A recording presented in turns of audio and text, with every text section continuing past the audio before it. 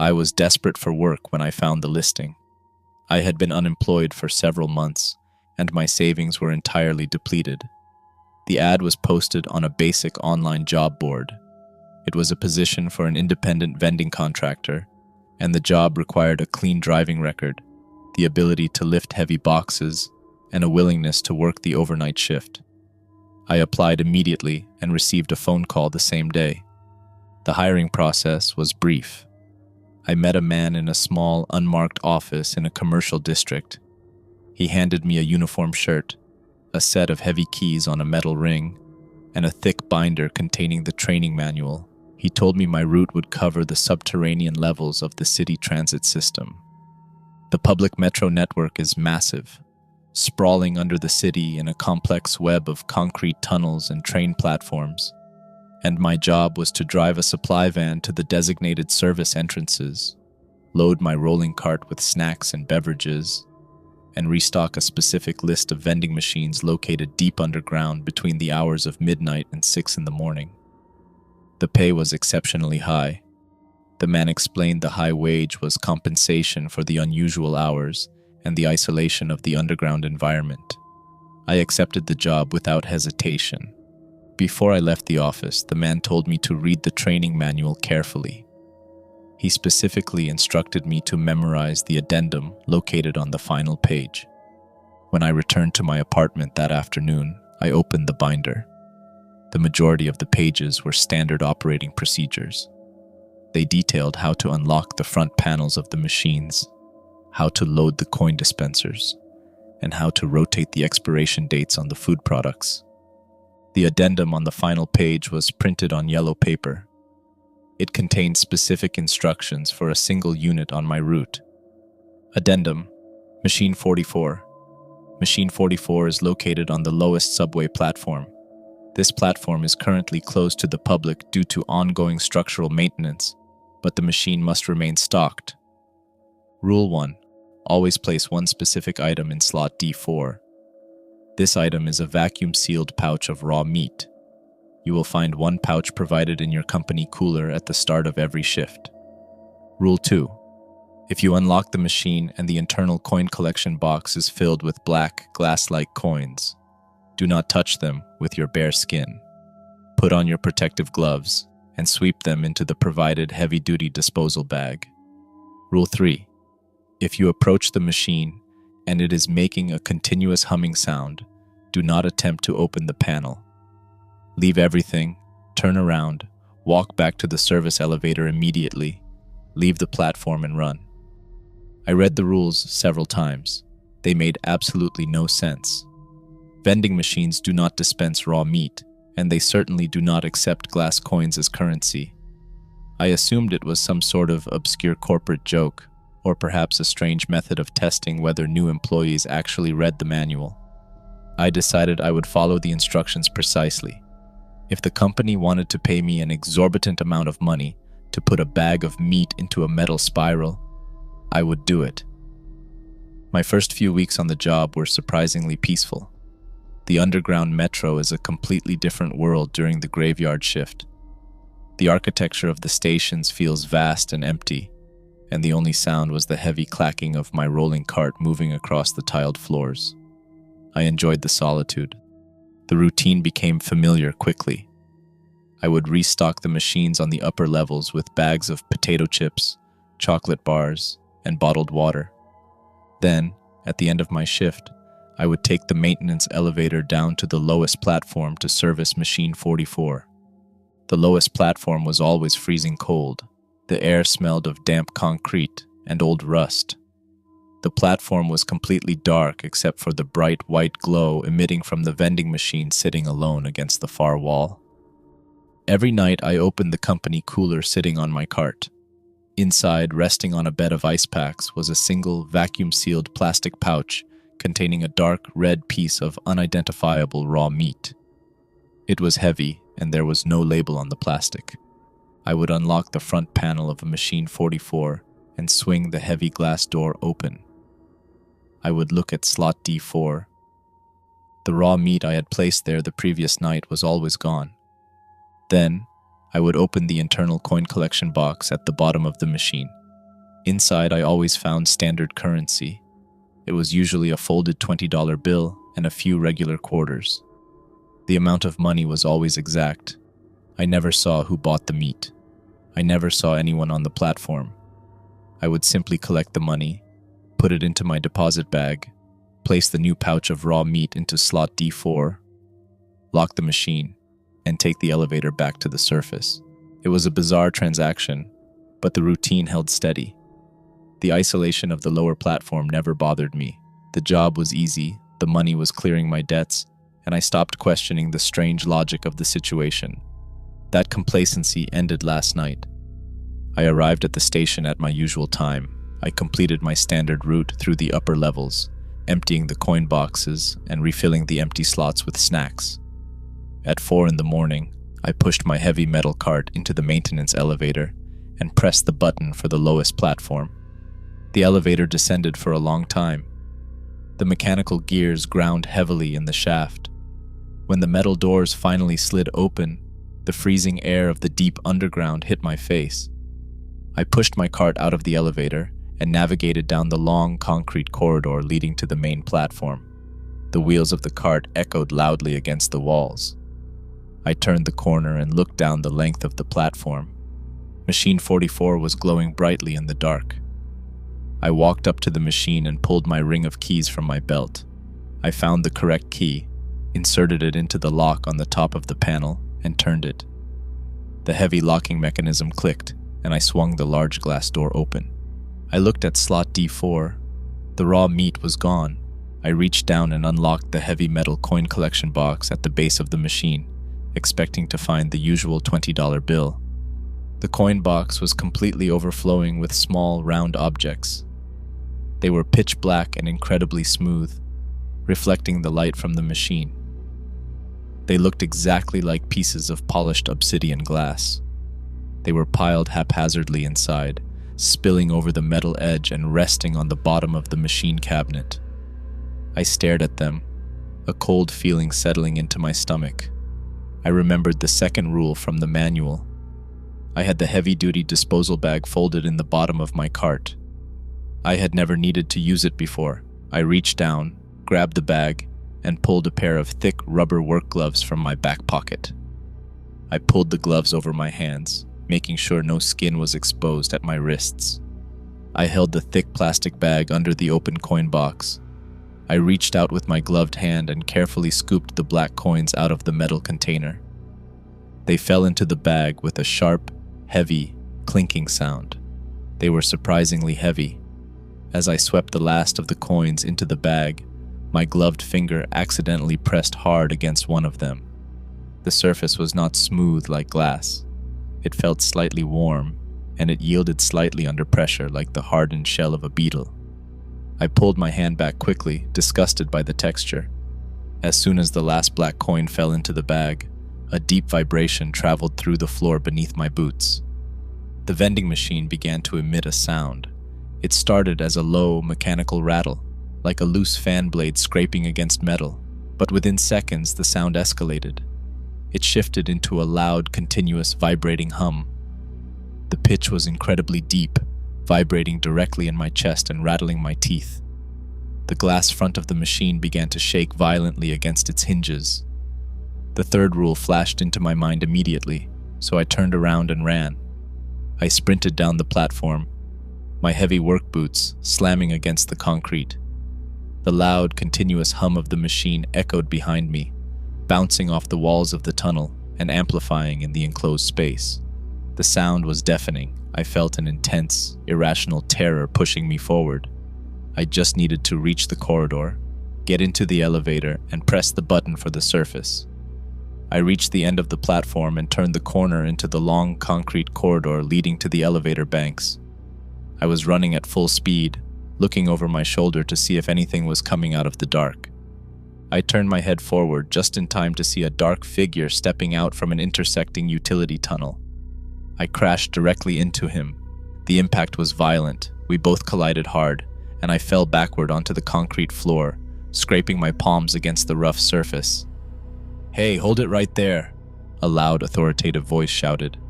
I looked up, gasping for air. Standing over me was a transit security officer. He was wearing a heavy dark blue jacket with reflective patches and a duty belt carrying a radio, a heavy metal baton, and a bright yellow electric stun gun. He was holding a large flashlight, shining the blinding beam directly into my eyes. "Don't move," the officer commanded, stepping closer. "Keep your hands where I can see them. What are you doing down here? This level is closed to the public." I raised my hands to block the glare of the flashlight. I was breathing heavily, my heart hammering in my chest. "I'm not the public," I stammered, trying to catch my breath. "I'm the vending contractor. I restock the machines. My ID badge is clipped to my belt." The officer kept the light pinned on my face. He leaned down slightly, inspecting the plastic badge clipped to my waistband. "Vending contractor," he repeated, his tone thick with suspicion. He stood back up. "If you are just restocking machines, why were you sprinting down this corridor like you just set a fire? Where is your equipment?" "I left it," I said quickly. "I had to leave it. We have to go to the elevator right now." The officer let out a short, humorless laugh. He rested his hand on the grip of his baton. "We aren't going anywhere until you explain exactly what you were doing," he said.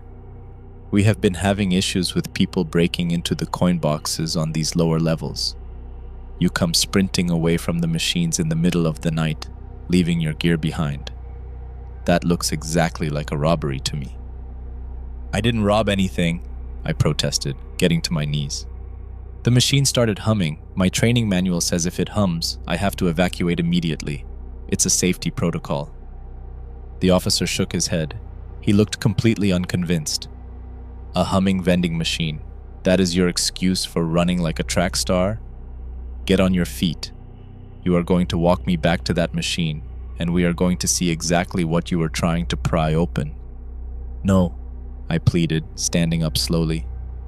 "You don't understand. The rules are very specific. We cannot go back there. Please, just call your supervisor. Ask them about machine 44. The officer unclipped his radio from his belt, holding it in his left hand while keeping his right hand resting near his stun gun. He pressed the transmit button. "Dispatch, this is Unit 7. I have a contractor on the lower closed platform acting erratic. He claims a vending machine is a safety hazard. I am detaining him and investigating the equipment. Stand by." He clipped the radio back to his belt. He pointed his flashlight down the dark corridor toward the platform. "Walk," the officer ordered. "Keep your hands out of your pockets. If I see any damage to that machine, you are leaving this station in handcuffs." I looked at him. He was a large man, physically imposing, and he had the authority of the uniform. I had no choice. I could not outrun him, and if I fought him, I would be arrested. I turned around and began walking slowly down the concrete corridor. The air felt incredibly heavy. The temperature seemed to have dropped significantly since I ran. As we walked, I strained my ears, listening for the loud, continuous hum of the machine. The tunnel was completely silent. The deafening vibration was gone. "It stopped," I whispered, glancing back at the officer. "Keep walking," he instructed, shining the light past me. We reached the end of the corridor and turned the corner, stepping back onto the main platform. The bright white light of Machine 44 was still illuminating the far wall. The heavy glass door was still wide open, hanging on its hinges. My metal cart was sitting exactly where I had left it. Something was crouching in front of the open machine. I stopped moving instantly. The officer bumped into my shoulder, shining his flashlight forward. The beam of light hit the figure crouching on the concrete. It was roughly the size of an adult human.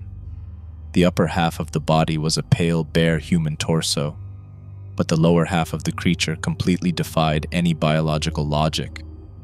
Below the waist, extending downward to the floor, were dozens of long, pale human arms. They were clustered together in a thick, chaotic mass. The arms ended in human hands, the fingers splayed wide against the concrete. The creature was supporting its weight entirely on this infinite cluster of hands. Other arms extended from its back and shoulders, moving independently, exploring the interior of the open vending machine. The long fingers were pulling snacks from the metal spirals, tearing the plastic packaging apart, and dropping the contents onto the floor. The officer gasped behind me. I heard the sharp sound of Velcro tearing as he unholstered his electric stun gun. The creature stopped moving. The hands gripping the concrete tensed. It slowly turned its torso around to face us. I braced myself for a nightmare. I expected to see a horrific, deformed monster. The creature turned, and I looked directly at its face. It was my mother. It was not an approximation. It was not a rough resemblance. It was the exact perfect face of my mother. She had the same kind wrinkles around her eyes, the same soft curve of her jaw, and her hair was styled exactly the way she wore it when I was a child. She was looking at me with an expression of deep, unconditional love and absolute warmth. The moment I made eye contact with her face, the intense, paralyzing terror I had been feeling completely evaporated. It was replaced by a sudden, overwhelming wave of profound peace. My muscles relaxed entirely. The cold air of the subway platform no longer bothered me. My heart rate slowed down to a calm, steady rhythm. All of my fear, all of my anxiety about the job, the money, the dark tunnel, it all vanished. I felt incredibly safe. I felt exactly the way I felt when I was a small boy waking up from a nightmare, and my mother would sit on the edge of my bed and hold my hand until I fell back asleep. The creature pushed off the concrete. The massive hands moved with terrifying speed, scrambling across the floor like a massive pale centipede. It crossed the distance between the vending machine and where we were standing in less than a second. It launched itself through the air, the long arms extended, and the hands grabbed my shoulders, pinning my arms to my sides. The weight of the creature slammed me onto my back against the concrete floor. The impact knocked the breath out of me, but I did not panic. I felt no pain. The creature was sitting on my chest. Its pale hands were gripping my jacket, holding me firmly against the ground. The face of my mother leaned down, hovering just inches above mine. She smiled warmly at me. She opened her mouth, her jaw unhinged. The skin around her cheeks stretched and tore, revealing rows of long, serrated, translucent teeth hidden behind her lips. Her mouth opened impossibly wide, expanding until it was large enough to encompass my entire head. A thick, clear saliva dripped from the needle-like teeth, landing on my cheek. I looked up into the expanding, jagged maw. I knew I was about to be decapitated and eaten. I still felt absolutely no fear. I smiled back at her. I felt completely at peace with dying. I was entirely pacified, ready to let her consume me. A loud, aggressive crackling sound shattered the silence. The transit officer stepped forward and thrust the bright yellow stun gun directly into the side of the creature's pale torso. He pulled the trigger. The electrical current discharged into the flesh. The creature let out a deafening, high-pitched shriek that sounded like tearing metal. The face of my mother distorted in agony, the illusion breaking momentarily as the facial muscles spasmed. The creature violently released its grip on my shoulders. It threw itself off my chest, rolling across the concrete floor to escape the electrical current. "Run!" the officer screamed at me, backing away and pointing the stun gun at the writhing mass of limbs. "Get up and run!" The loud shout broke the paralyzing spell of peace. The overwhelming terror rushed back into my brain like freezing water. The survival instinct kicked in immediately. I scrambled to my feet, my boots slipping on the concrete. The creature recovered from the shock incredibly fast. The massive hands gripped the floor, orienting the torso toward the officer. It lunged. The creature slammed into the officer, driving him backward. The heavy flashlight fell from his hand, rolling across the floor and casting chaotic, spinning shadows against the walls. The officer fired the stun gun again, the electrical crackle illuminating the dark platform. But the creature's hands were already wrapping around his arms, pinning his weapon away. The creature forced the large man down onto the concrete. The pale torso pinned his chest. The creature leaned its face down toward the officer. I turned toward the corridor, preparing to sprint for the elevator, but the sound of the officer's voice stopped me for a fraction of a second. The officer stopped struggling. He dropped the stun gun. His rigid posture relaxed entirely, and his arms fell limply to his sides. He looked up at the creature, pinning him to the ground. "Mother?" the officer said softly. His voice was completely drained of fear. He sounded like a confused, happy child. "Mother, is that you?" The creature opened its massive, unhinged jaw. I did not wait to see the teeth close. I turned and ran into the corridor. I ran faster than I have ever run in my entire life. I reached the elevator banks, slammed my hand against the call button, and prayed the doors were still open. They were. I threw myself inside and hit the button for the surface level. As the metal doors slowly slid shut, I heard a sickening, wet, crunching sound echo down the concrete corridor from the platform. It was followed by the sound of heavy fabric tearing. The elevator took me to the surface. I ran out of the transit station, got into my van, and drove directly to my apartment. I left the company van parked haphazardly on the street. I locked myself inside and sat on the floor of my living room until the sun came up.